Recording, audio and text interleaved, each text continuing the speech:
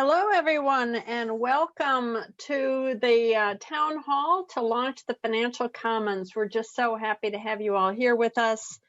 We're excited to know that so many of you are interested in talking about this, learning about this new concept, and being part of creating it and sharing with each other, learning with each other, talking with us, and this whole interaction. So we're very excited to be here with you. The session today is scheduled to be 90 minutes long, and since I know that you will ask, I will tell you that it is being recorded. We will share it in a couple of days, and we'll also share a copy of the slides. So if you are interested in being able to kind of reconsider it, think about it some more, share it with others, it will all be available to you. So we're excited to have it with you. But let me introduce this idea of the Financial Commons and tell you about it. So Jean, can you go on to the next slide? Thank you.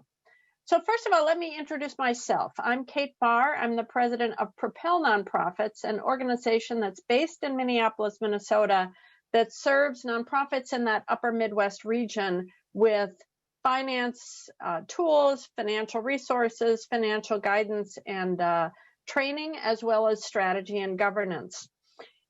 The Financial Commons came about because of three long-time informal partnerships, the three partners that we've been working together for many, many years together. Propel Nonprofits, the organization where I work, Fiscal Management Associates, FMA in New York, and Nonprofit Quarterly. Together, and we have worked together, we have shared resources, we have shared our insights, we've learned from each other, we've frequently written together for Nonprofit Quarterly, presented various kind of webinars and sessions of each other's conferences, and we have great respect for each other because of the nuance and complexity that we all approach the idea of nonprofit finance and financial strategy. Each one of our three organizations has decades of experience doing this work. We have all developed tools and resources and trainings and different things that we offer to the field. We all have shared some viewpoints about how nonprofit finance is so complex and so much more than the numbers on the page, as important as the numbers are. So where this commons came together is the idea, if you think back to whether or not it was 2 weeks ago or 20 years ago, is how did you first learn something about finances in the nonprofit context? Were you trained? Did you have an accounting degree or finance degree? Do you have a master's in nonprofit management? Or did you learn it kind of as you were doing it? My own experience is I started out at an arts organization and just kind of got thrown into it, which I think is a pretty common experience in nonprofits. So think about that and think about the tools and resources and mentors and guides that you relied on. All of our three organizations offer all of that to the organizations we work with. And if your organization happens to be located in Minnesota, if you subscribe to and read the Nonprofit Quarterly, if you work with one of the foundations that FMA works with really closely, you have probably benefited from some of this. But there are organizations all over the country who are figuring out as they go. We are all figuring out as we go. So the idea of the Financial Commons was to really create a platform to make available much more accessible, much more useful, much more kind of available and timely resources, tools, and all of that for nonprofit finance, financial skills, financial knowledge. That's a powerful thing to have, but putting into practice is where the real power comes from. So the idea of the Commons is to really co-create for the three of our organizations, but more importantly for you to all be part of creating this, because all of this information, all of this knowledge is only useful when it's useful to you. It's only useful if it's actually practical and what you can put into use. And so that's why we're here today, is to start this conversation with you about what will be helpful, what's relevant, what's responsive, what's timely. And frankly, we couldn't pick a more timely moment than right now to start to talk about what are the financial levers, what are the financial dynamics that all of you are dealing with at your organizations. So again, it'll be a platform Our idea is that we'll have trends, we'll have analysis, we'll have information, we'll have but more importantly, we'll create this national peer community of people who can share with each other, to have conversations like we're going to have today, but we'll also have new tools, we'll have new resources, we'll have webinars, we'll have conversations, potentially message boards, learning labs. How can we work together to create all of this in a way that's responsive to your organizations? We know that financial management and financial strategy isn't a one-size-fits-all. Not every organization is the same. Not every situation is the same. All of those things that we have often called best practices are sometimes not suited and sometimes useful. And so one of the other things that we're really interested in doing through the Financial Commons is raising some of those questions, potentially creating some new practices that will be even more useful and more responsive. So we're excited to be here with you. We're excited to introduce and launch the Commons, and we're excited to invite you into this co-creation with us, where we're all going to be doing this together. So what we're going to do today in our time together is we're going to talk about some of these kind of core concepts, some of these really framing elements of it. We're going to hear from you. Many of you responded to the survey that was sent ahead of time. We're also going to have some opportunities during the session today for you to provide input and ask questions. We're going to hear from 3 leaders of organizations about kind of what they're doing, and we're going to hear from all 3 of the partners. So as I said, I'm from Propel Nonprofits. We have Hilda Polanco here from FMA, Fiscal Management Associates. Ruth McCambridge, Editor-in-Chief at Nonprofit Quarterly, is here. Jean Bell, the Director of Practice Advancement, is from Nonprofit Quarterly, is here. And then we'll be joined a little bit later by Felicia Perry from the West Broadway Business and Area Coalition in Minneapolis, Dominique Jones, the Executive Director of the Boys and Girls Club of Harlem in New York, and Hal Kropp, the Producing Artistic Director of Commonwealth Theater in Lanesboro, Minnesota. So we have a lot. It's going to be a really fun 90 minutes together, and we look forward to all of you joining us. Great. Well, let's see who all of us is. There's over 800 people here already, and we want to find out what field you're in and also what roles you're in, just so you have a sense of who's in the town hall. So I'm going to launch a poll now about sort of broad categories of organization. All right, I'm going to end that and share the results with you. Great, so it's a wonderful mix of organizations, and as Kate said, we have some panelists today from 3 different fields to share their stories of what 2020 has been like, and we're going to show you some aggregate and disaggregate data in a few minutes. Let's do the second poll about role, so we also know about you. Okay. Great, also a mix. So finance staff is the biggest category, but it's not even 50%. We have executive directors here. We have a lot of staff other than finance. We have people who also function as board members. We have a handful of funders and a number of folks that serve nonprofits, either as consultants or capacity builders. So welcome all of you. Financial Commons is a space for all of us to share information. Let me stop that share. Great, so now I'm going to turn it back over, and we're going to share some of those anchor concepts that Kate alluded to that we all bring to the space that we think create a foundation for the Commons. Can I hand it back to you, Kate? Absolutely. Thank you, Jean. And it was really fun to see who's with us today, because this is all actually part of the grounding of it. So we're going to start by grounding us again in these foundational concepts and variables that come into play for all of your organizations in the how you kind of think about the finances of your organization. But I actually want to take that to the question that actually this is how you think about the whole organization as a whole. The idea that a nonprofit has finance over here and then what you do over here is, of course, fiction. That the enterprise is an enterprise. So the mission of the organization, the vision of the organization, and how you do your work is actually so deeply tied into the finances of the organization, what kind of revenue you have, what it costs you to do the work that you do, and how much of that, what are all of the different elements of where the revenue comes from for that.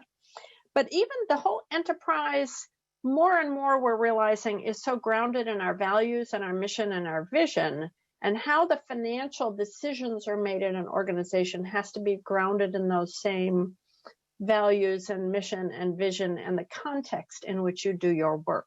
The context, of course, right now is changing in so many ways for organizations, but that actually really just kind of highlights how you are a whole enterprise and you have to think about it all together, which is one of the things that makes the financial leadership of an organization so much more than the accounting, so much more than the financial information. So the first anchor concept is really the idea that all of this is a complex, interlinked pieces that come together. One of the really core things about every organization that really has a lot to do with all of the finances is what are your primary revenue sources, particularly if you have one dominant revenue source or one or two dominant revenue sources, whether or not that is government funding or contracts, if you are individual donor driven, if you have a lot of grants from foundations, really is kind of the underlying financial resource that you have.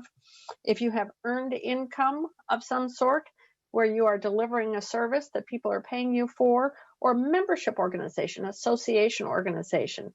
You may have a combination, but often there's a dominant core revenue model that really then impacts so much of what you do, how the revenue comes in, the infrastructure you build, and all of that. So this whole enterprise is one of the things that makes it all complex to manage and complex to think about. And we always have to think of that as an anchor. Ruth, you want to take it from here? I think what you just said is so important, Kate, because when we approach our work in nonprofits, we have to approach it with an eye towards everything that's going on. And so the kind of fractionalization that we've been forced into by funding models, et cetera, over the years has been pretty difficult to manage. One of the big signifiers of that and thing that tortured a lot of people for many years was the idea of overhead as separate and apart from the cost, the real cost structure, the real costs of a nonprofit. And it was such an absurd notion that was glossed over so generally by various kinds of funders. And we essentially adopted it at some point as being something that we had to pay attention to when it really made no sense practically. This is a kind of thing that we feel like absolutely has to be avoided. Like for us, when we look at our budgets, we look at them in particular ways that allow us to understand how does this budget fit with the way we expect our organization to function over the next few years. Do we expect it to grow? Do we expect it to change form? Would we like to explore something different? Do we expect for there to be maybe some delays in contracts or billings? All of that stuff is extremely important to the way the capital structure of a nonprofit works. So I'm just quickly going to introduce the idea of a full cost capital structure for nonprofits. And it's a framework that really does look at the entirety of the budget and all of the things that you need to function robustly in what is always almost a complex environment. This comes from some work that was originally done by Clara Miller and then Claire Nolan from the Nonprofit Finance Fund.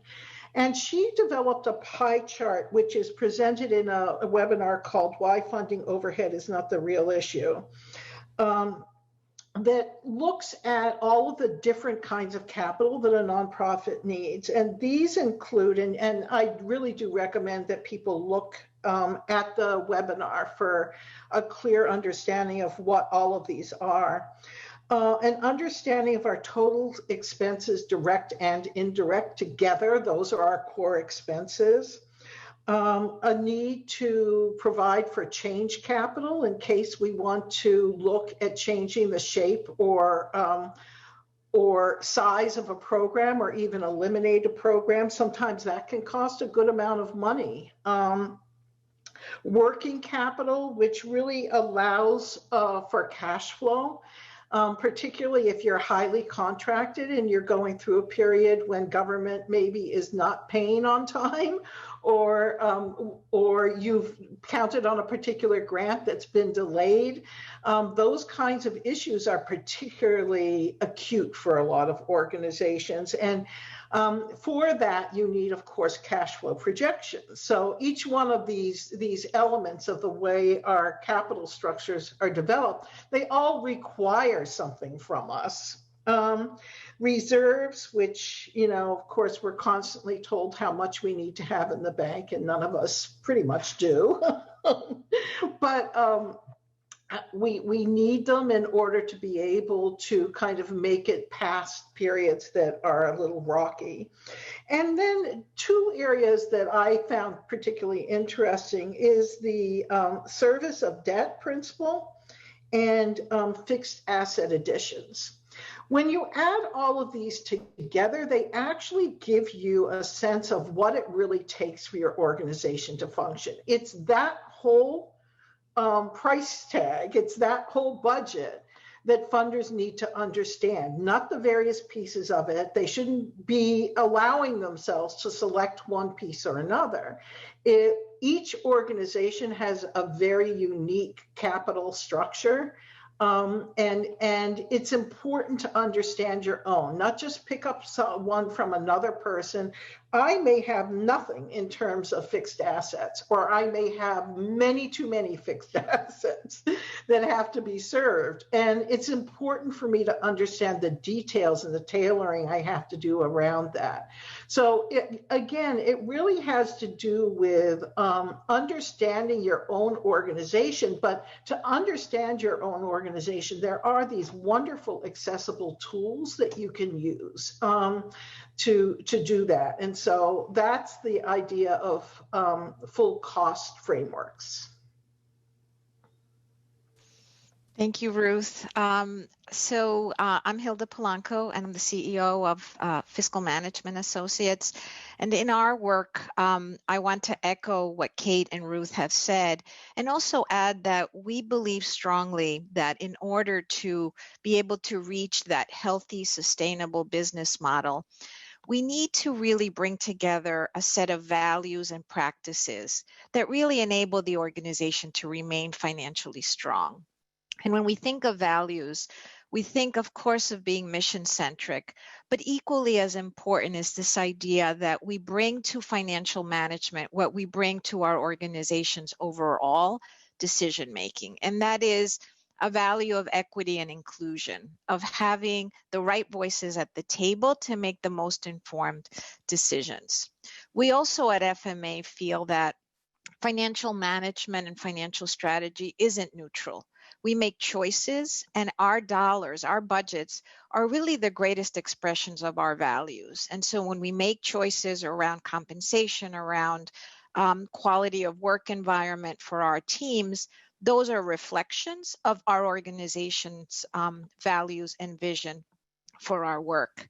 In addition, we also believe that a key value is one of continuous improvement, one of data-based decision-making. We need the right information on a timely basis to be able to make those informed decisions.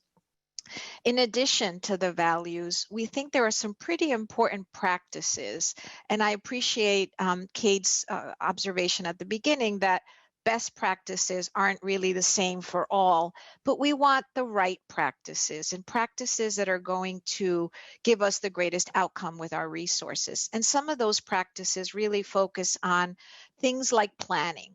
And I know that in this current moment in time, multi-year planning may feel a bit outside of reality. We want you to stretch just a little bit to think about the coming year, but also just a little bit further. And as you do that, continue to think about life at a time when things will be different. And we know they're very different right now.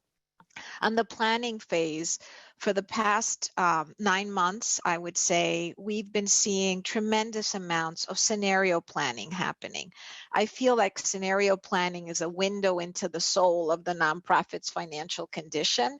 And I encourage all of us to really entertain and put into effect these ideas of knowing that there is no one plan that's going to work for every organization. We have to hedge our bets with different scenarios that we may be facing. And we need to manage against those. How are we doing against those plans? I think now more than ever, we need to be able to have that data available. And as an organization, we need to remain flexible. And so right now we're making choices and decisions, and we want to have that capacity to expand and contract as necessary based on what the sort of the outside world brings our way. So I'm hoping that by thinking about the whole enterprise, our key revenue that supports our organization, a full cost concept, we have to raise what we need to deliver and really bring into effect your values and key practices to make the most informed decisions, that we will be stronger as a result. So back to you, Jean. I think this says something about me that I found this emotional.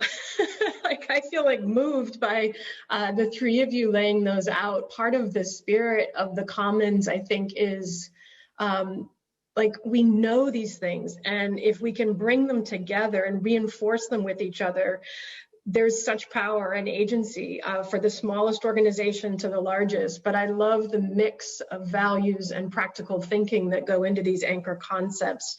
And I think what we mean by this is that this is kind of the frame around this big canvas we're all going to paint on together. But these are these truths, starting with values, going to really understanding our organization, and really being vigilant about the full cost of what we do for ourselves and with our stakeholders. Those are kind of the non-negotiables. They can take different forms, but that's the frame that we're all going to paint on in this Commons.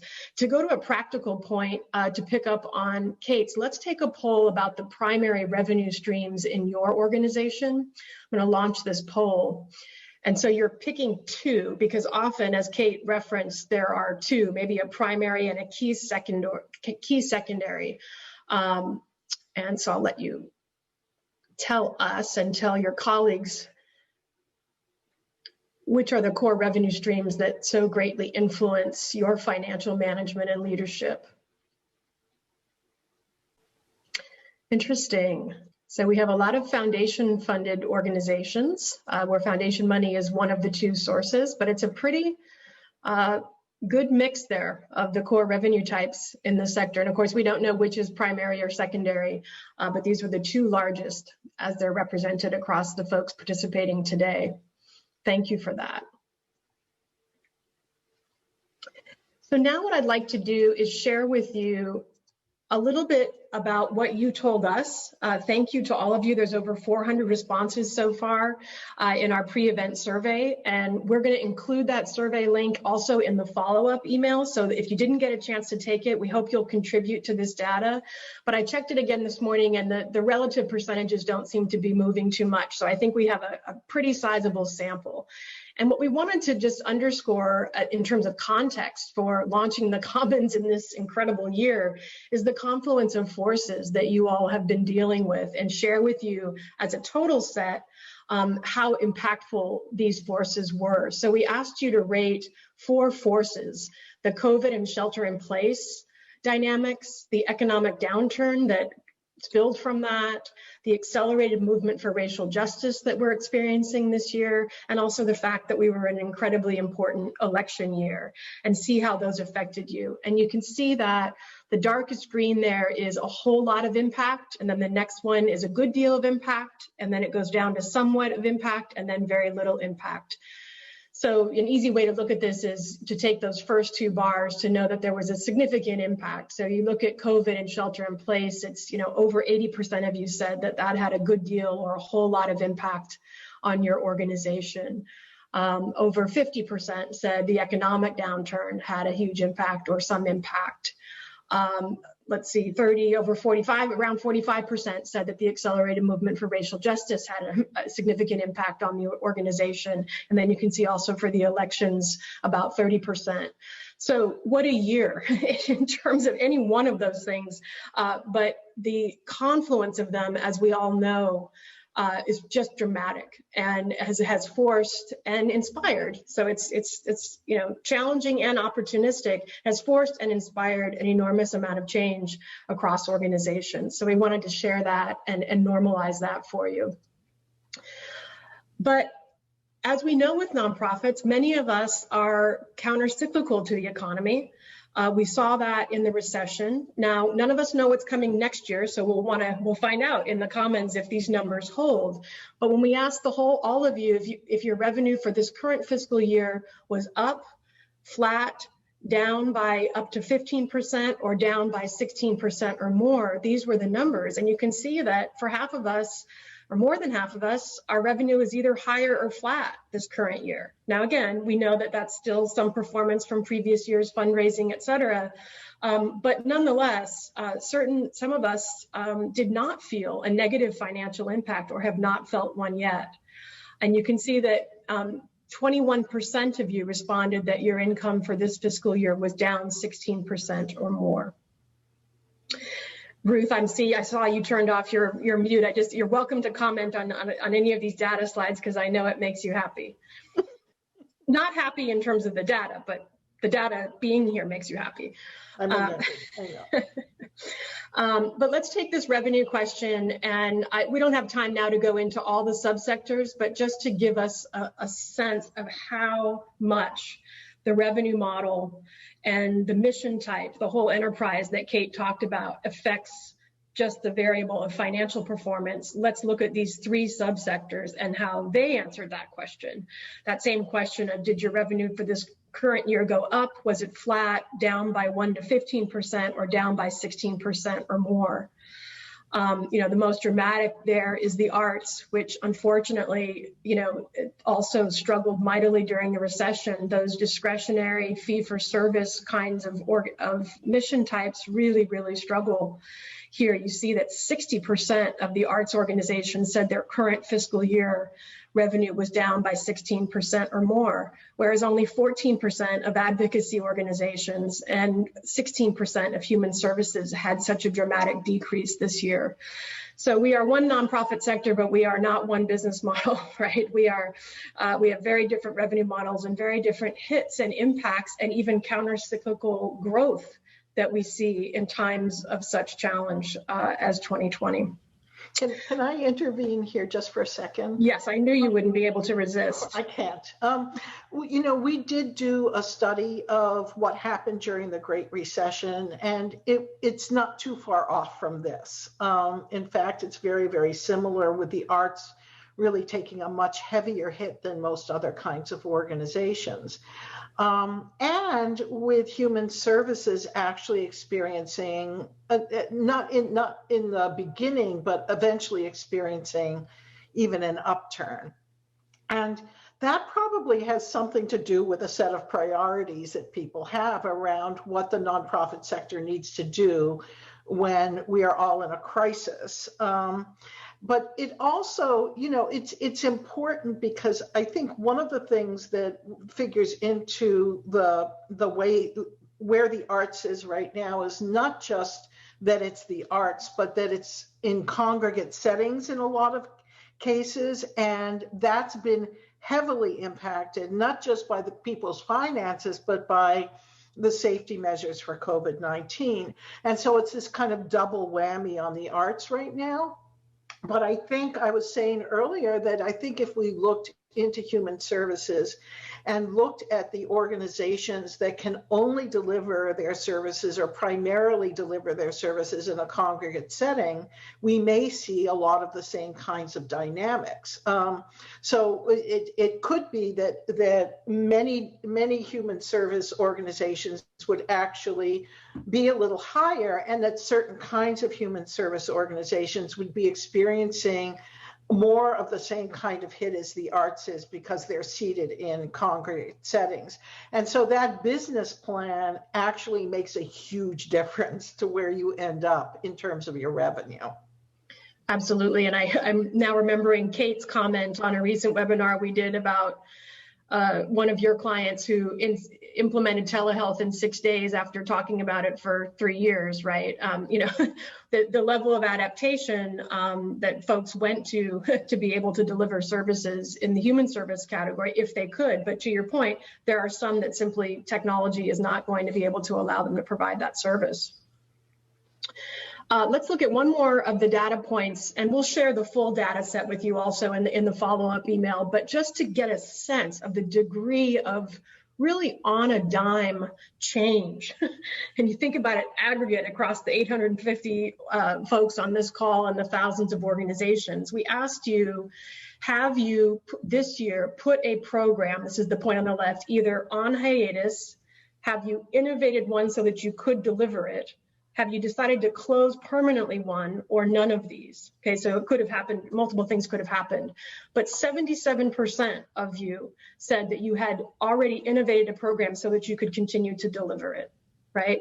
Nearly 40% of you had to put a program on hiatus, right? And then 11% actually just made the decision, we got to go ahead and just close this indefinitely. And similarly, on the fundraiser side, you see over half the organizations had to make a significant change so that they could deliver it. A third of you put a fundraiser on hiatus, and this situation caused 7% to have the experience of just saying, we're done with this. So that's a lot of change across all the sectors, and you didn't see nearly that kind of variation by subsector. We all faced those kinds of choices this year, which is remarkable. Hilda, I want to invite you to comment on this degree of change, because you spoke so eloquently about holding to our values and creating resilience through good practice. Just an enormous amount of change. Thanks, Jean. And I think, as we've already said, this has been an unprecedented year. And there are two words that the organizations that I work with and my team hear me say all the time are my favorite: financial management, and that is recalibrate and course correct. And so if we can build a muscle to be able to revisit assumptions, revisit how we do what we do, and take a different direction, here we can see in both the program and fundraising how many organizations needed to do that. And I remember speaking to Kate during the early part of the pandemic and saying, sort of like, we're taking new risks. We're sort of making things up and trying them and pushing forward and being innovative and not being afraid to try. I'm hopeful that some of that nimbleness will stay with us as we move into the future, which may be hopefully a bit more predictable than this has been. Yeah. There's also this idea that change is also about relationships, and we have seen the relationship between board and leadership strengthen because they're working in different ways. Whereas we might not have checked in with a finance committee until the very end of a budgeting cycle, today we're seeing committees meet sooner and earlier and be more engaged in the process to redefine this strategy and redefine the different ways that organizations are changing what they do. And lastly, I will say that the data that you collected before may not be the data that you need today. So that nimbleness is also around the systems that are being utilized to tap for decision making. So change is hard, but I think it also can be promising and be a catalyst for good things. So back to you, Jean. Thank you for that. And we also think it's a perfect time to launch the Commons, because change is a great time to have colleagues to normalize with, to share strategies with, and that's a lot of the ethos that we're trying to bring to this space. In that vein, I want to ask one more poll, which is for you all to think about which of these issues, and I sort of called them challenges, and just to your point, Hilda, also opportunities to muscle build and change. And you can only pick ones that have been significant at your organization. We want this to be a significance test. So have you felt the intensity and the pace of decision making, the challenge of supporting staff emotionally, financially, COVID, financial performance, changes in community need, to Hilda's point just now, keeping your board constructively engaged through the confluence of those forces? We know that so many of you have been addressing race equity inside your organization as part of this acceleration of racial justice movement. Is that something that has been an opportunity this year or something else. And if there's something else that's really big that I didn't list here, please put it in the Q&A, and Ruth is monitoring that, and we're going to get to a Q&A. I knew that supporting staff has been incredibly challenging this year on so many levels. I know in my own client base, people who are having to do furloughs, but also worried about people's physical safety if they're frontline workers, people's burnout, people's virtual isolation. It's just been an extraordinary year for being an organization that supports the people that work there. And what does that mean? Even through a financial lens, there's a whole set of financial decisions there. But again, to underscore that it's been a challenging year, but I love Hilda's call to see this as an opportunity to recognize our resilience and continue to build the muscle around it. All right, so we are going next to our panelists. And Kate, I think you are going to do the first engagement with one of our storytellers. So let me hand it back to you. Thank you, Jean. And that was also fascinating, those responses. Just, I want to dig in and think about all of the complexity of all of that. But I'm really excited that we're going to now really join with three practitioners, three leaders of organizations from organizations that are quite different from each other, because that we know that that's one of the really critical things, is just that there's such a variation. There's so many variables in how organizations are managing and leading through their organizations to respond to their communities right now. So we're going to start with Felicia Perry, who's the Executive Director of the West Broadway Business and Area Coalition, located in Minneapolis, Minnesota, where I work. And I've asked Felicia to join us because I think that there's a really interesting perspective from West Broadway Area Coalition. And I'm going to start just by asking Felicia to just tell us just a little bit about the organization. Yeah, thank you so much for having me, you all. Thank you, Kate.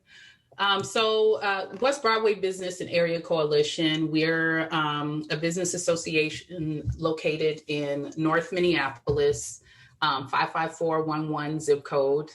Our mission is to create an inviting and vibrant West Broadway corridor and to transform the North Side into a thriving economic community. So that's work that we've been doing for quite some time. Next year, we'll be celebrating 80 years total organizationally that we've been in existence doing different work here in the community. Excuse me. So we build the capacity of businesses and entrepreneurs. We highlight positive cultural assets in North Minneapolis. We engage the community in ongoing revitalization of the West Broadway area. West Broadway Avenue is this county road that is like the economic artery of the North Minneapolis community. It's where you see the density of like retail and small businesses. And we're about a 2-mile stretch, just about, through this community. We also curate community identified activities that are designed to transform West Broadway into what we call, like we say, this vibrant, thriving commercial corridor that meets the goods, service, and entertainment needs of the neighborhood residents, businesses, and folks who visit here. And so with that comes a lot of different type of programming that's evolved over the years. Hearing the conversation about what programming people had to perhaps like cut back on or change or pivot, there's quite a few. There are a few things that, programming wise, WBC had to definitely switch right away earlier this year due to COVID. A lot of the work that we did in community was gathering folks. And so our work was really, our work is connecting people. And the way that we did it was gathering folks. And so we would facilitate all kinds of different type of convenings. And so they would be like community wide. If it was just business owners, sometimes it's getting together politicians and local government folks for different things, all to the end of how do we make this a better North Side so that residents would have a community that they were proud of and enjoyed. And so we host our 3-day arts festival and different things like that. And so this business organization is like the house where a lot of this stuff happened. We incubated our farmers market, which now sits with the food justice organization, where it kind of makes sense, but we partnered with them to help bring something like that into fruition. And so whether it's public safety or business advocacy, those are the different types of things that our programming would evolve and shift depending on what the needs are within the community. And I hope that was a good enough background. That was a perfect background. Thank you so much, Felicia. Yes. You know, one of the questions that we asked in the pre-event survey for those 400 or 500 people that responded, that Jean had a slide about, were these kind of 4 forces. The, you know, kind of how much was the impact of kind of COVID, the kind of the various versions of restrictions on physical gathering. How much was the economic downturn? How much was the increased emphasis on racial justice and equity, and how much were the elections? And I know your organization a little bit, and so I know that also one of the specific things that affected West Broadway Area Coalition had to do with, in Minneapolis, of course, Memorial Day weekend with the murder of George Floyd. And then following that event, following that horrible event, we had civil unrest, we had protests, and there was some physical damage done in communities. And so there was a significant need for community to rally around, for mutual aid, to really help the small businesses that had already been damaged just by the economics and by the shelter in place. And West Broadway Area Coalition has been right in the middle of that. And so you've had this really interesting and unique experience. And I'm wondering share a bit about how you responded to all of a sudden being thrust into the center of a whole bunch of things. Yes, indeed. Well, at the time of Memorial Day, we were still kind of in the effects of what was happening with COVID-19 and those different restrictions. And so the community was already sort of grappling with, like, how do we manage this? How do we keep these businesses afloat? And then when after the uprising, our community was one of the communities, and this business district was one of the ones hit by various, damage and all kinds of things. A couple of our businesses were completely burned. And several had, windows looted. We still don't have a pharmacy. We still don't have a full service grocery store. So those were the quality of life that was impacted. And mind you, I live 2 blocks away from our corridor, my house where I'm sitting now. So it's like my family's like, our life shifts. And so the community's lives have shifted quite a bit. One of the first responses we had were to clean up, to be quite honest. And so it was like really all hands on deck. We're used to working with a lot of different volunteers and organizations within and outside of our community. And so we were really grateful to have like an overwhelming amount of support after that happened, and fairly quickly, to the point that now we have raised over $2.3 million in a fund that was in response to that as well. And so the organization went from, managing a lot of these other area-wide community events, like our business luncheon, and facilitating different type of business technical assistance and resource brokering, to now we're managing a rather large fund with the intent of regranting these funds to the businesses. And so thus far, we've approved $558,000 in grants to about 36 impacted businesses since the uprising. We still have a bit of the fund available to now start leveraging for more sustainable funds, but also being able to help businesses that are still impacted by COVID-19 and the new restrictions that were just put back in place specifically for gyms and restaurants, and that there are businesses directly impacted by those decisions on the corridor. And so another part of that response was really brokering resources that were kind of coming through the city and the county to ensure that our entrepreneurs and businesses were uh, able to access them. And so some of that came with changing some of like the parameters around them and opening it up so creative entrepreneurs or like independent contractors would qualify for some of the grants, business grants and funding, and different things like that. So so there have been like quite a few different layers of how our response has been, but one of the larger pieces that's really shifted some of the work at the organization is now being, the stewards of this fund. So the very essence of that program innovation that Jean talked about, and it happened, as I recall, in about 2 days. Yeah, just a couple days. Yeah, it was a lot. Yeah.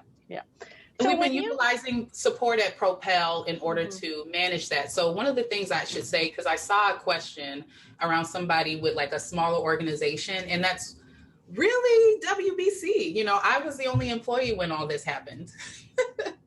So that's to kind of give you an idea of how big we are, and then suddenly to have this fund. Right. Yeah. Well, I'm so grateful that you've been able to step in.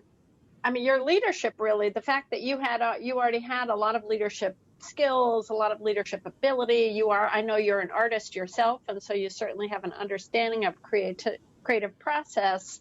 I guess one question that I would ask just before we kind of go to the next panelist is, what have you kind of within the network that you have, what have you had to rely on the most in order to pull all this together? Because you were the only employee at the time that this all started, and all of a sudden everything was coming at you. So what did you have to draw on?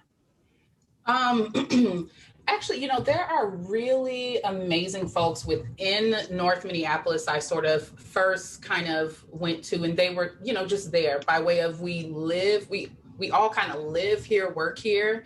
And so, I mean, we like sponsor each other's children, you know what I mean? So we were very much personally like connected in that way so that I could tap folks to find out what resources really were available to me as an executive leader of this nonprofit organization, but also like, how do we think creatively about this influx of resources that we don't typically get? So, I mean, really one of the narratives in North Minneapolis is that we're often overlooked by things like this. Like, folks forget we're a very highly concentrated, diverse community full of primarily Black folks. And we have a large portion, we also have a concentration of Latinx and Hmong folks here specifically in North Minneapolis that like, we just really make up like a really great mix of folks that is in the community facing a lot of the largest disparities, right?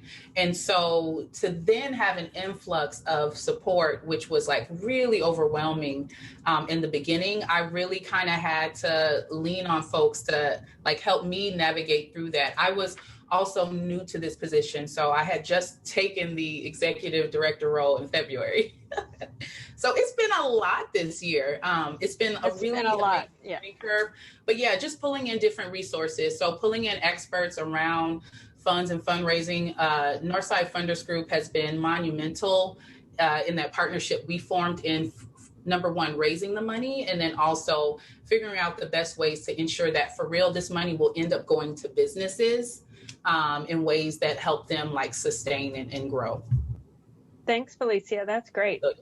So we'll come back and have some questions and answers, but I'm going to ask Hilda to join in now, and then we'll hear from Dominique. Thank you, Kate. Thank you, Felicia. So Dominique, welcome. I realized that by the name of your organization, people have some idea about what you do, but I would love for you to share a little bit more about the Boys and Girls Club of Harlem and what it's been like for you in the past few months. And if you could share with us these forces that we talked about, which are the ones that you feel have really affected the operation of the Boys and Girls Clubs, and how have you been able to really respond, that you would share with other leaders who are with us today? Great. Well, first, I want to thank you for having us, all of the organizations represented, to tell our story. And I especially thank you, Hilda, for inviting Boys and Girls Club of Harlem to participate. Yes, we are part of Boys and Girls Club of America, and we're proud to be one of the 4,000 clubs across the country. However, we are our own independent 501c3. When you're in a federated model, you have a lot of benefit from being connected to a larger national organization, but you definitely are independent and have to manage a lot for yourself as an organization. So kind of giving clarity to the folks who are on this webinar, just so that they kind of understand who we are part, but we're separate. But Boys and Girls Club of Harlem has been around for 40 years. And this year, the pandemic year, was our 40th anniversary. And so we didn't quite anticipate that we would be we would be celebrating. So right now we would be having a big party, a big fancy event to really cap off this amazing year. And I would say that although we didn't have an amazing event, we had an amazing journey. And I think that was definitely, fed by our ability to navigate this moment and learn a lot about who we are as an organization, what our commitment to community is, and how we're going to realize that, how we're going to make that happen. So primarily we provide services to youth through after school, out of school time programs. We also have been kind of keyed into supporting school-based programs by working during the school day. So we actually were in schools, pushing into the school day, supporting around social emotional wellness of the young people that we serve. And then at the end of the day, transitioning to provide critical youth development supports in the after school context. Most of our work, like I said, are in schools. So we were working prior to the shutdown in New York City in 5 schools in New York City, as well as our own clubhouse, our main headquarters. We serve about 1,200 kids across the Harlem community. And we, it's a mix of, African-American, Latinx, some Asian, white, young people from grades K through the 12th grade. And I would say we probably serve some kids who are kind of out of school youth who have recently graduated, just to help them as they transition. So to kind of the theme of the moment, or the question of the moment, like how did all these forces, or what were one force?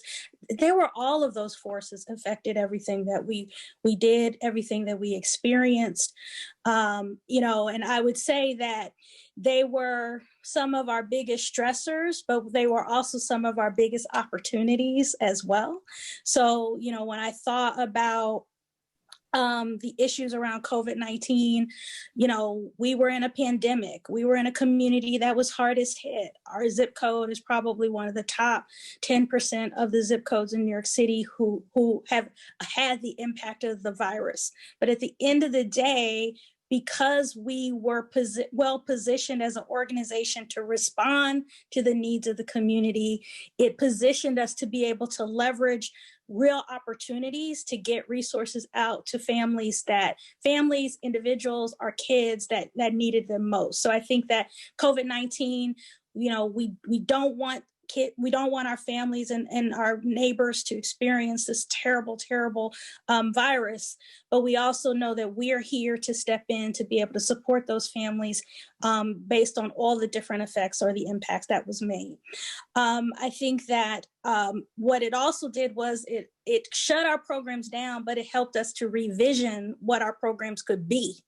What I love to see, the bar chart, not the graph chart, was that most folks innovated. We innovated. It took us time. First, we worked to, the most overused word now is pivot. We worked to pivot to go into virtual programs. We learned a lot. while the stakes weren't as high in terms of virtual, so that now as we've moved into the fall, we actually have a plan and a program design that really meets the needs of providing virtual programming. We took the time to understand the safety measures of being able to operate in person. And ultimately, we were able to get back on site, serving our kids at our main program site, and now in our schools where possible. Many of you know, New York City shut down our schools a week ago, but they're opening them back up. So that means we're all kind of part of that process and part of that plan. So if we didn't have this experience early on, we couldn't really begin to think about innovating. I think we also looked at the issues around social justice and the social justice movement that was happening. And we know that most of our kids are actually, they were either engaged in some of the protests or were questioning or understanding. And so we were able to really wrap our programs and services to help our kids address those issues. The elections and the politics, I would say, we were bracing ourselves for stimulus. And so, because we knew that if stimulus would help us, but we also knew that it wasn't going to be enough to address all the issues. So we had to kind of continue to help tell our story and help our legislators and others understand what our needs were as youth development providers. So I think that it positioned us to be able to engage, I would say, in a larger conversation about what our communities need. And I think, without us being political, but really being strong advocates, it helped us to kind of engage in that way. And then I would just also say that, we were able as an organization to look within ourselves again, to be able to think about, well, who do we want to be moving forward? And I think all of this work and all of the things that happened enabled us to do that. But we couldn't do that without a strong handle of our financial picture. And I would say most small not-for-profits, I think, know how to navigate their not having any money, right? Or things being, payments being slow and all these other things. We were very well experienced in that area, but we had the discipline of working with your organization, Hilda, FMA, to really, what you said, recalibrate. And I heard your staff say this to me, recalibrate and course correct. So now I understand where they get that from, because we talked about that every time we met. And I think it helped us to give a great picture of where we needed to be and where we needed to go. I hope that answers your first question. I know that was a long answer. Thank you. I think that allows folks who are with us to envision what it was like for you. And I've heard you say that it's very helpful to have the financial data for decision making, and I'm glad to hear that. I guess I would just, before we pass to our next panelist, if you could just share like one decision that you feel you've made this year that has made you a stronger leader, somewhere around the financial aspect of the organization, that you would say, I'm stronger for it. I think I'm stronger in the sense that I know where to look to see. And I want to say this I can point out where the gap is more easily. And I can articulate the gap to those who have, my board, to my staff, and have a conversation that's based on data, not just how I feel, not just my anxiety, not just what's going on in the world, but based on data that help us to have a constructive conversation about how to address that gap. Thank you. I think that the gap is the thing that everybody gets anxious about. How I'm going to feel it. This is missing. We don't have this. I think that knowing the gap and then knowing your revenue streams and how you can begin to address it or respond to it, that's the power. And I think that really helped me to stand in authority as I helped our organization, let the organization navigate through this time. And it also enabled us to say, where are the places that we can be flexible Where are the things that we can add that are not mission drift, but really add value, but get us some additional revenue to address the gap? And that's been like the central question that I think has helped to propel us in this moment. And I think at the end of the day, position us as a leader in our community, because people have seen us respond. And we've responded to in a way that we never thought we could, but it was because we understood where we needed to meet the need. Thank you, Dominique. That was beautiful. I am going to pass the baton to Kate and our another panelist. Thanks, Hilda. Thanks, Dominique. That was amazing to hear. And I am so happy to now welcome Hal Kropp, the producing artistic director at Commonwealth Theater in Lanesboro, Minnesota. And I mean, the name of the organization is theater. And so we're talking performing arts. And we all know that the impact of COVID and the restrictions on gathering have been truly mind-blowing for performing arts. And so I'm going to ask Hal to tell us a little bit about Commonweal, and then more about kind of how have you adapted? How have you responded to what we all know is the limitations on what you can do? Flexibility, course correction. I know that that is basically now your middle name. So tell us a little bit about Commonweal, Hal. Well, first, thanks, Kate, and thanks to all of you who are participating, panelists and presenters, as well as all of the participants listening to this particular webinar. The Commonwealth Theater Company is a small regional professional non-equity theater based in a town of 754, 2.5 hours south of the Twin Cities. We've been producing, this would have been our 32nd season, and we do a main stage season offering of 5 main stage plays from usually mid-April through the week before Christmas, performing in a rotating repertory setting. We, as an organization, historically have been incredibly earned income based. The first probably 25 years of the organization, earned income was 60% of our total budget. Fortunately, in the last couple of years, we've been moving to increase the contributed income side of our revenue stream, so that last year it was 53% earned and 47% contributed. The biggest single stream in the contributions era is individual donations. So the two primary models that we rely on are earned income and contributed income. March 13th, as our apprentices were opening their first and only performance of their apprentice project, we ended up shutting down. And we spent a good deal of time.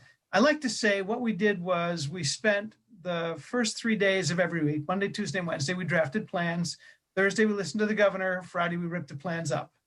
And that sequence repeated itself over and over and over again, as we were very reluctant to draw the line and close the possibility of season forever.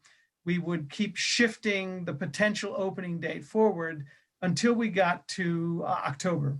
The last potential opening was going to be September.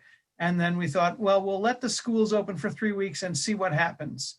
We let the schools open for 3 weeks. We saw what happened. And we realized we were not doing any live performances whatsoever. What we did in the meantime was we spent a great deal of time connecting with our patron base. We have 1,400 subscribers, seasoned subscribers, and an effective subscriber base of about 2,000 people when you take into account the donors who come on a regular basis. So the most important pivot that we did earliest on was to make sure we were communicating with all of these people who had invested monies in the organization, because the biggest commitment that I had was we're a 15-member ensemble. We're all artist administrators, so we're all working full-time for the theater year-round. The one thing I wanted to do was make sure that I could keep the staff employed. So we were early on in PPP to get an initial infusion of cash. We did write the federal government and got an economic impact disaster loan, which is sitting in an account somewhere that we're not touching. And then we reached out to the season pass holders, the 1,400 season pass holders. I'm happy to say that 93.4% of them allowed us to keep their monies, converting them either to donations or receiving value in vouchers to be used in the future for the money that they gave us. So we were able to hold on to a significant amount of money from our season pass holders. And then we reached out to our donor base, which again is another probably 600 individuals or 350 households, and continued to encourage them to contribute to the organization. The response there was overwhelming as well. So we were able to keep cash in the organization, and I've been able to keep the entire ensemble fully employed through the end of this month. But the other thing that we did was we looked programmatically at, okay, we're a theater company. What do? We create, we make art. And the primary mission of the company has always been actor-based storytelling, which works incredibly well in our home. Our home is a 200-seat, three-sided thrust stage in downtown Lanesboro, but we couldn't bring anybody in because congregation of people was just out of the question. So we spent a great deal of time debating on whether or not we were going to start to commit things to video. And the challenge for us is that the real essence of the Commonweal is the intimacy of the storytelling. You're only 30 feet from the stage, no matter where you're sitting. The story sits in your lap. There's really no way to transmit that kind of a feeling into a two-dimensional screen. I mean, I love movies as much as anybody. I love video as much as anybody. But we decided that we were going to explore whatever kinds of virtual offerings we could get out there. So in June, we put up a two-part podcast of a radio play that was written by a local member of the community here, and we got the entire company involved in that. I had a company member who had created his own one-man show, and we performed it 3 years earlier. We spent the month of June filming that with 3 different cameras to give it a much more polished feel. And then we put that out in July. And then in September, we streamed Fully Committed, which is another one-man show in conjunction with Dramatist Play Service, and actually ended up not using our own software, but had to go to an outside software vendor for the sales for that. We just took down what was a 45-minute 7-monologue offering called Headspace Theater, which was pretty phenomenal. And we're about to drop our holiday radio variety show, which we spent the month of October recording. A lot of it's original material written by the company. So that's what's going on. And then we have filmed a virtual cabaret, which will be dropped in January in conjunction with our first fundraiser of 2021. So it was an incredible pivot. We're all still feeling the loss of not having people in our space and not having that kind of exchange. But that's pretty much where we are. Hopefully that begins to answer your question, Kate. Oh, I mean, it was just such a fantastic answer, Helen, because I think that you really hit on all of the points of it. And particularly, I think, really highlighted that performing arts is essentially about relationships.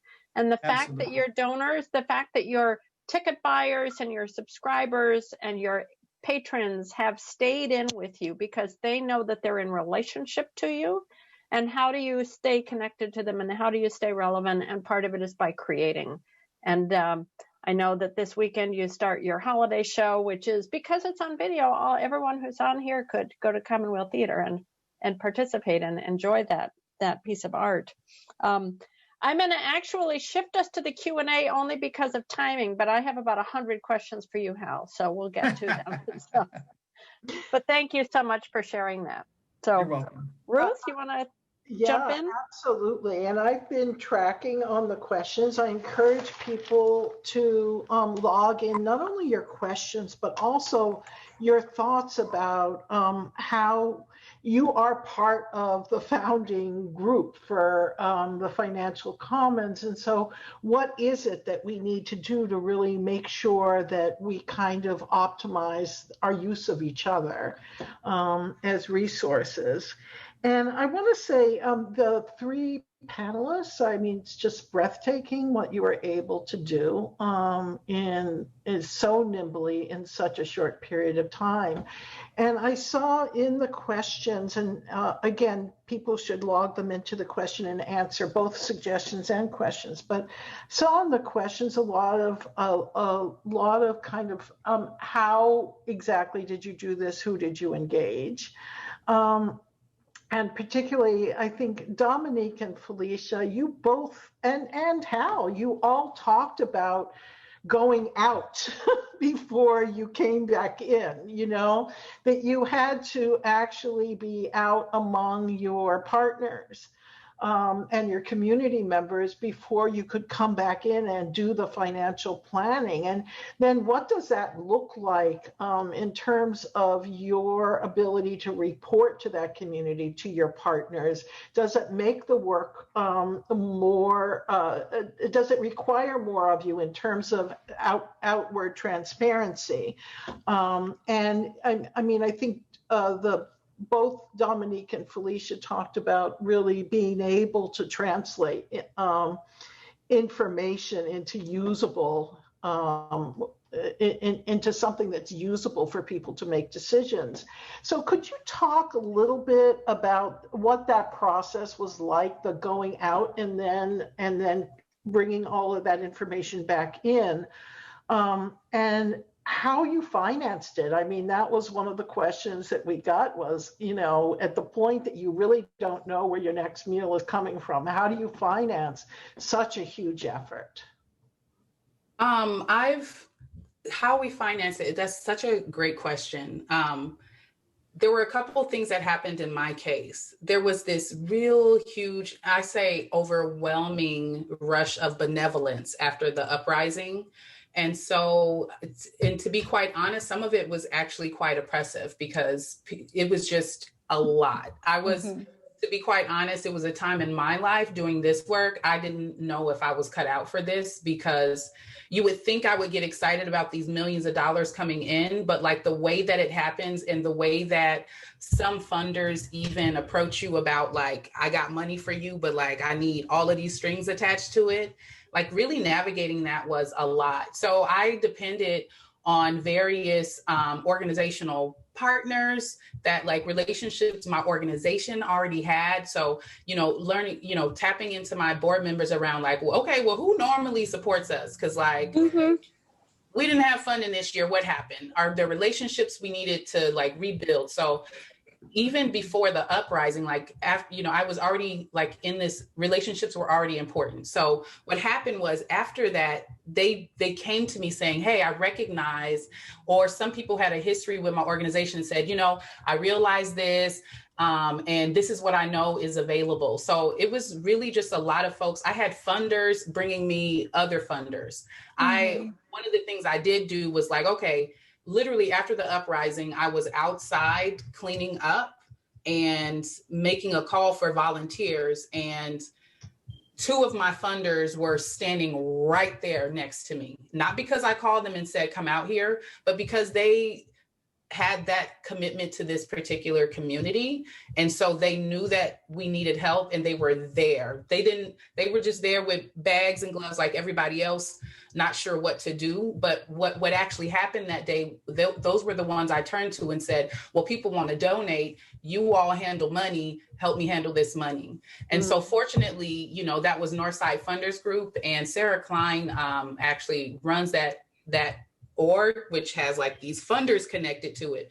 So really, I was just tapping all the people I knew who had the money, and I asked them to show me where the other money was, because first I needed to establish that they believed in me, not just me, but my work and the community that I'm working for. And I was like, okay, cool. Are you in this for the long haul or not? Because I'll just take a couple bucks right now and you leave me alone. But like, I am so committed and in this, I need people attached to this that are also down for that. And what that did attract was a rather large funder who said, I'm not just funding this fund, which is restricted funds, and donor intent was for it to go to businesses impacted. So none of that goes to my organization, right? None of those millions go to my org. So when I realized that and seeing where kind of financially my org was, I also leaned on them around like, okay, if you're committed to this, I need you to also fund the work. I had to explain to them clearly what situation my organization was in, with me being the only employee, me wanting to do this work. And honestly, I wanted to be a good steward of this money and this fund. And I knew I didn't have the capacity to do it myself. So I asked for help. Now, it took me maybe about 2 weeks to wrap my head around some things and be able to ask, as Dominique said, to identify the gaps really well. But once I was articulating them, to be quite honest, money flowed in. I'm not worried about it. I've raised enough money for the people I've hired for the next 2 years to pay for their salary, because I was very intentional about who I was talking to and asking to partner with me. And I was telling them to trust me. I said, you need to trust me, a Black woman from this community, on what we need. And I need you to treat me like you trust I'm going to do what's right with this money and not try to tell me what to do with it. So I had to shift how the type of funds, like how we kind of did that. And so I had lots of meetings about MOUs. I talked with attorneys. I talked with Propel. I've worked with Propel. I joined their financial leadership cohort to learn a lot more about what I should be doing. Accounting firms and other foundation folks, because in a way, like, now we have a fund and these people know how to do that. Now I'm totally redoing how we do it. We don't do it the way they do it. It's a lot more decolonized the way we do it, but they were great resources around like some of the like tax things I need to be prepared for. People I like hitting up Propel or specific attorneys. And there was like a lot of the pro bono offers actually came from different sort of technical assistance that even the businesses that, you know, I work with use, but I had to bring that in for my own organization. So I hope I didn't take up too much space, but I wanted like smaller orgs to know like it's possible, but you really those relationships gotta be cool. Dominique, I'm coming to you, and I want to just ask you after you say whatever you have ready to say. I really want to focus on this idea of identifying the gaps, because it seems like such a power in that definition of exactly what you need, why you need it, and I'm defining this, not you. So I want to just kind of echo what Felicia said. It's just, you know, I think at the end of the day, it's also about telling people exactly what you need in this moment, right? And not equivocating, you know, just kind of like, this is what I need. What you want, we might be able to do, but it's not what I need right now. And how I was able to kind of stand on that was my biggest asset is who we serve, the kids and the families that we serve. So to be able to identify the need, we went to them. What is your experience? What's happening in your household? What are your needs? If we did this, what would that mean? Do you need that? So we were able to gather data, probably not in the most efficient way or organized way, but we still gathered that information to be able to say, this is what our priorities are for the organization moving forward. And it really helped our board understand that whatever we do, it's about who we serve. And who we serve is about our mission. So I think that we just always stayed in that space the entire time and even to this moment. But at the end of the day, that helped us understand what we had resources to pay for and what we needed to raise. And so if I had a lot of government grants that had a lot of restrictions, it was just like, let's put that on hold. Let's think about, okay, this unrestricted money that we're raising because of the benevolence of community and foundations and partners, let's try to position it for that. Then let's start telling our story. So like finance and resource development and marketing and community, they all walk hand in hand. And I want everybody to really understand that, because we couldn't sustain ourselves if we couldn't tell our story about what we were doing.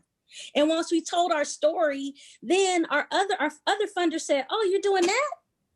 Oh, well, maybe I'll unrestrict that grant for you.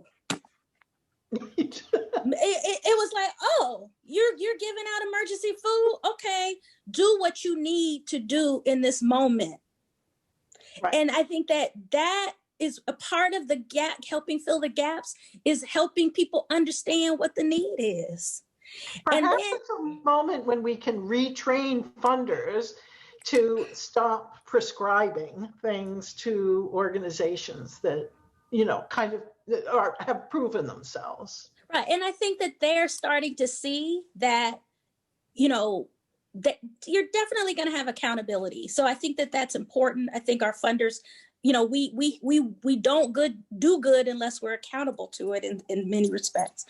But I also think that they want to meet the need, because they see our ability to help people transcend and be resilient in this moment is going to go a long way to helping build stronger communities and affect the outcomes that we're trying to do. So if we're doing emergency food, if we're doing social emotional learning and wellness, if we're doing all those things that we know are going to get a kid from languishing at home or being engaged online to going back to school, they're all for it.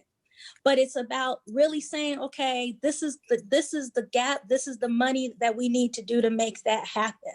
And we're committed every day to continue to tell that story.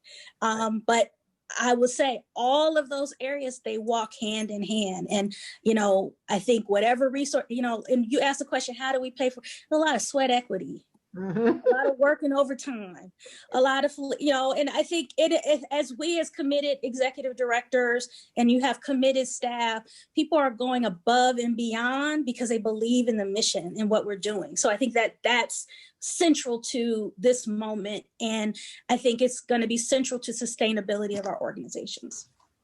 So Hal, I'm going to end with you, and we're coming up on the end of this. I'm going to hand it back to Kate in a minute. But in terms of what's been the most important principle for you that you've held to in terms of managing this operation financially over what's a very tough period?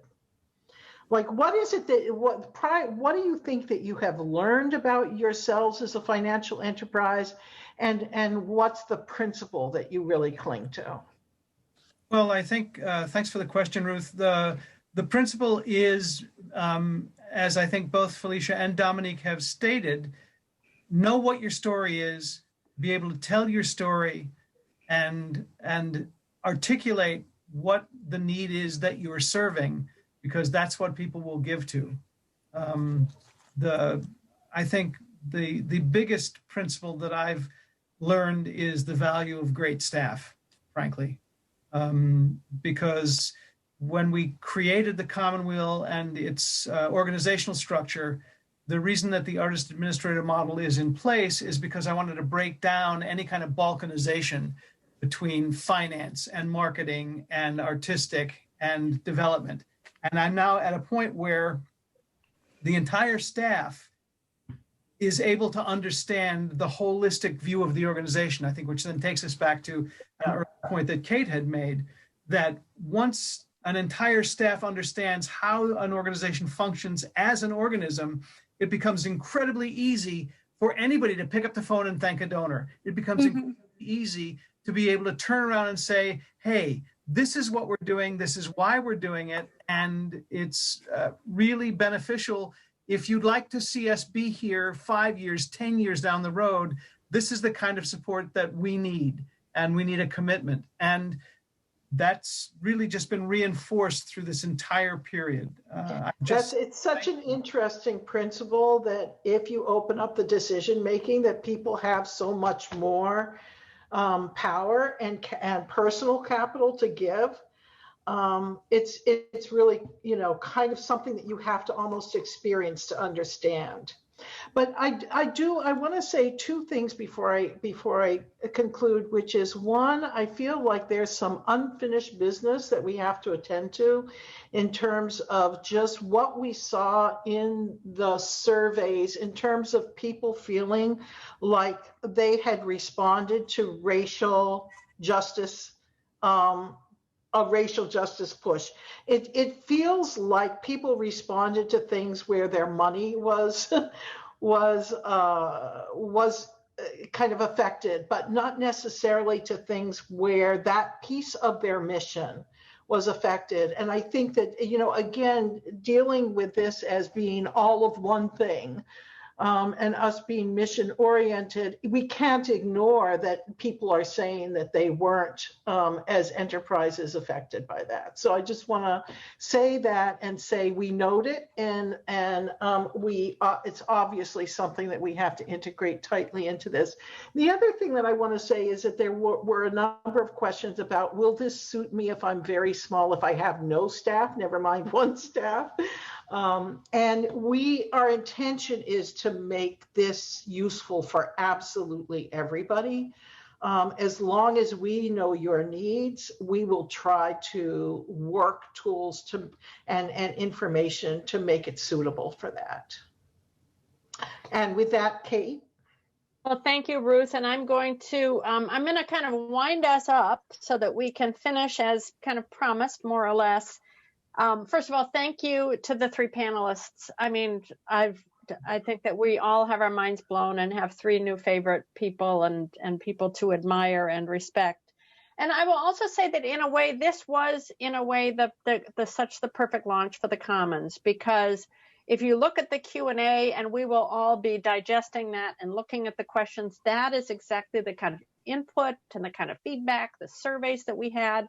But these three stories and these three leaders, I think, are such the embodiment of what we want to share and what we want to have access to for organizations all over the country, which is tools, skills, and knowledge are great. And as you see, all three of them had it. Having stories, having mentors, having people who, my guess is that everyone here heard one of those three say something that you said, oh, that is so reassuring to me to know that I'm not the only one who had that experience. And so we're going to be taking your Q&A questions. We're going to be taking all of this, the survey results, the questions, and what's next to come from the Financial Commons is more to come. It may be more conversations like this. It may be some case stories. It may be some smaller group conversations that we can have, but we're definitely continuing to work on this. We will get back to you. You will all get the slides and the recording shortly. Again, on behalf of the three partners in the Financial Commons, Nonprofit Quarterly, Propel Nonprofits, and FMA, thank you all for joining us. Thank you to the panelists. Thank you to everyone. So have a great afternoon. Thank you so much for having me. Bye-bye, everybody. Wonderful. Thanks, everybody. That was great.